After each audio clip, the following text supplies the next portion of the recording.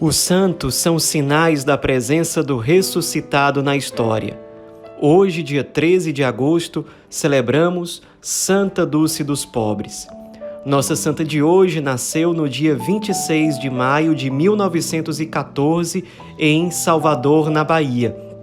Ela foi batizada no dia 13 de dezembro do mesmo ano com o nome de Maria Rita de Souza Brito Lopes Pontes. Foi batizada na igreja de Santo Antônio, além do Carmo, mesma igreja onde, alguns anos depois, ela receberia a sua primeira comunhão. Sua mãe faleceu quando ela tinha apenas 7 anos de idade e ela tinha uma admiração muito grande pelo pai, pelo pai e por uma irmã mais velha chamada Dulce ou Dulcinha. Com o pai e com a Dulcinha, ela aprendeu muito a sensibilidade diante da dor do outro. O pai era dentista, era professor na universidade também e tinha uma sensibilidade muito grande para com os sofredores, para com as pessoas mais necessitadas, e ela aprendeu isso aí. Teve uma infância muito marcada pela alegria, ela era muito extrovertida, brincalhona, gostava de brincar de arraia, gostava de futebol, era torcedora do Ipiranga, e tudo o que ela aprendeu com o pai e com a Dulcinha, ela aprofundou, ela multiplicou. Com 13 anos de idade, ela começou a acolher pessoas pobres e enfermas na própria casa da família. De modo que, depois de um tempo, começaram a chamar aquela casa de Portaria de São Francisco, porque de fato era uma coisa extraordinária, uma menina de só 13 anos de idade que tinha essa iniciativa, que tinha essa sensibilidade, que tinha uma inteligência prática muito grande, colocava o seu caráter extrovertido a serviço do outro, enfim, alguém que muito cedo já ia realmente se consumindo por amor ao Cristo e aos pobres. Depois de alguns anos, acompanhada de uma tia, ela começou a visitar várias áreas pobres de Salvador e sempre procurando ajudar as pessoas, procurando servir com muita humildade e ao mesmo tempo com muito espírito de iniciativa, o que sempre lhe marcou. Quando ela era ainda jovem e nessas visitas a áreas carentes, tendo contato com os pobres, ela foi discernindo a sua vocação para uma total consagração a Deus na vida religiosa. Então ela procurou de fato seguir a vida religiosa. No dia 8 de fevereiro de 1933, pouco depois que ela se formou como professora, ela ingressou na congregação das Irmãs Missionárias da Imaculada Conceição da Mãe de Deus. E aí ela morou um tempo em Sergipe, na cidade de São Cristóvão, foi se preparando, sendo formada para a vida religiosa e recebeu o hábito de religiosa no mesmo ano, no dia 13 de agosto, adotando o nome da sua irmã. Ou seja, passou a ser chamada de Irmã Dulce. Já que ela tinha se formado como professora, ela foi trabalhar num colégio, numa área muito pobre, e depois ela passou a desenvolver um serviço numa região muito pobre de Salvador, chamada Alagados. E ela tinha facilidade com o trabalho no colégio, mas ela tinha um anseio de estar mais com os doentes, os mendigos, as pessoas mais abandonadas. E como religiosa, ela teve uma experiência com os pobres muito ampla.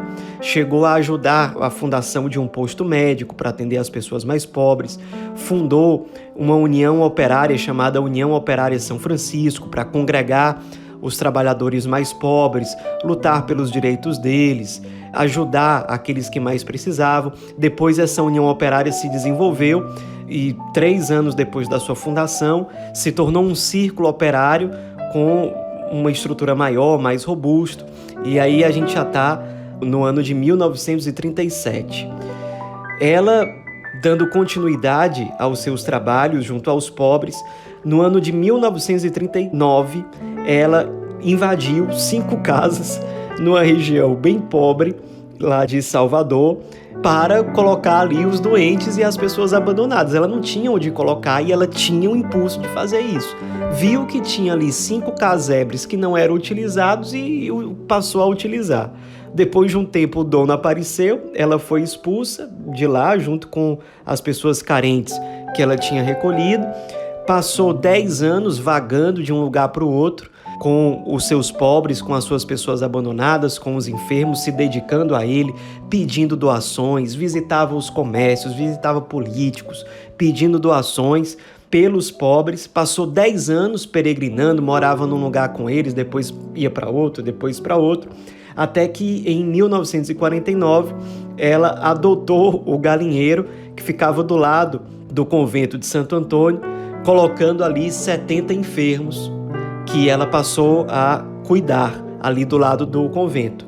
Aos poucos foi crescendo, ela com muita dedicação, se entregando mesmo pelo serviço a Deus por meio dos pobres. 10 anos depois, em 1959, foi fundada uma associação para dar mais estrutura a esse serviço em relação aos pobres, a Associação Obras Sociais Irmã Dulce. No ano seguinte, 1960, foi fundado um albergue para acolher ainda mais pessoas, foi chamado de Albergue Santo Antônio. E aí ela foi se tornando cada vez mais conhecida. Os pobres de Salvador, das regiões vizinhas, iam atrás dela porque sabiam que ela iria acolher de alguma forma, e nisso estavam pessoas doentes, pessoas idosas abandonadas, órfãos. Todos se sentiam muito amados, muito acolhidos por ela. Ela tinha uma clareza muito grande de que era o próprio Cristo e, por isso, nenhum daqueles pequeninos podia ser abandonado, podia ser desprezado. Pelo contrário, eles precisavam ser amados, assistidos, evangelizados, acolhidos. Ela se tornou tão famosa no Brasil inteiro que, em 1988, ela foi indicada para o Prêmio Nobel da Paz, embora não tenha ganhado. Continuou a sua missão, sendo muito conhecida, teve 2 encontros com o Papa João Paulo II, um no dia 7 de julho de 1980 e outro quando ela estava muito adoentada, já no dia 20 de outubro de 1991, o Papa, inclusive modificando o seu planejamento da viagem, fez questão de ir visitá-la no hospital, porque sabia de fato. O ato do Papa mostrava que ele tinha consciência de que estava realmente diante de uma pessoa santa, uma mulher santa que inclusive tinha uma profunda vida de oração, sempre confiou na providência de Deus para servir os pobres, de muita penitência durante muitos e muitos anos. Ela, como penitência, ofertando a Deus com uma forma até de intercessão pelos pobres, ela dormia numa cadeira de madeira, só deixou de fazer isso por obediência ao arcebispo de Salvador, quando os médicos sugeriram a ele que ordenasse que a irmã Dulce dormisse numa cama, em cima de um colchão, como, digamos assim, uma pessoa normal. Só por obediência que ela mudou esse hábito que durou muitos anos na vida dela. Poucos meses depois da segunda visita que o Papa João Paulo II fez a ela, ela faleceu. Isso era o dia 13 de março de 1992, quando ela tinha quase 78 anos de idade. Seu velório foi acompanhado por muitas pessoas, multidões que iam visitar e lotavam a igreja de Nossa Senhora da Conceição das Praias. Ela era de fato muito amada, especialmente as pessoas mais pobres se sentiram órfãs diante de alguém que soube amar essas pessoas mais abandonadas como uma verdadeira mãe, que os amou, que os escolheu e que se entregou integralmente por eles. Além disso, claro, vários políticos foram visitar, artistas, pessoas famosas. Ela era de fato muito conhecida e muito querida. Não demorou muito o seu processo de beatificação e canonização. Entre os santos contemporâneos, ela é uma daquelas que teve o seu processo de canonização acontecido de forma mais rápida. Foi beatificada no dia 22 de maio de 2011 e foi canonizada no dia 13 de outubro de 2019 pelo Papa Francisco. Os milagres que levaram à sua beatificação e canonização foram milagres acontecidos no Brasil. No caso da sua beatificação, era um senhor que passou 18 horas com uma hemorragia intensa, muito grave. Os médicos já diziam que não tinha saída para aquela situação, a não ser que houvesse uma intervenção divina.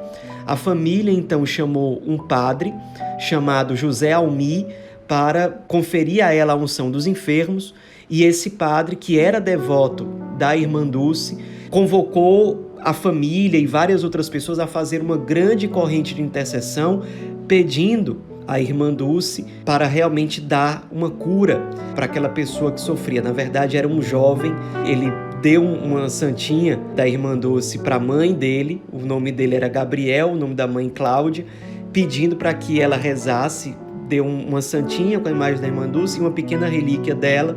E muito rapidamente, depois que a corrente de oração começou, a hemorragia cessou. Depois, uma equipe de 10 médicos brasileiros, 6 médicos italianos, analisaram o que aconteceu e, de fato, chegaram à conclusão de que aquilo não era cientificamente explicável. Uma comissão de teólogos, cardeais, etc., analisou também o caso e chegaram à conclusão de que se tratava de um milagre. O milagre da sua canonização também foi acontecido no Brasil. O milagre da beatificação foi em Sergipe. O da canonização aconteceu com uma pessoa nascida em Salvador, mas na época do milagre ela estava em Recife.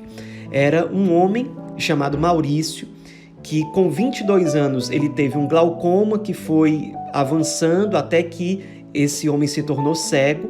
E já cego, depois de alguns anos, sem a sua visão, ele ainda pegou uma conjuntivite, aí sentiu várias dores, e aí ele era devoto da irmã Dulce, pegou um santinho da irmã Dulce, colocou nos olhos, pedindo a ela que fizesse com que aquelas dores cessassem, e a graça recebida foi muito maior do que a graça pedida.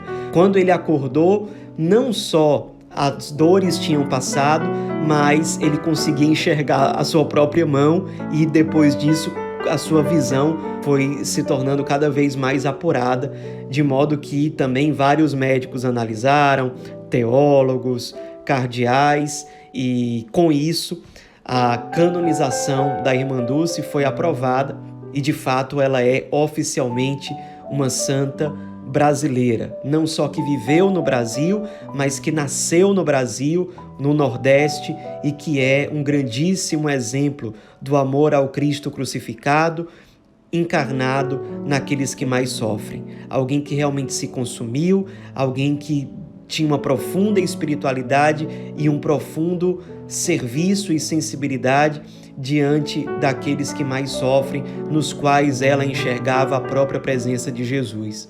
Nos inspiremos nessa grande santa.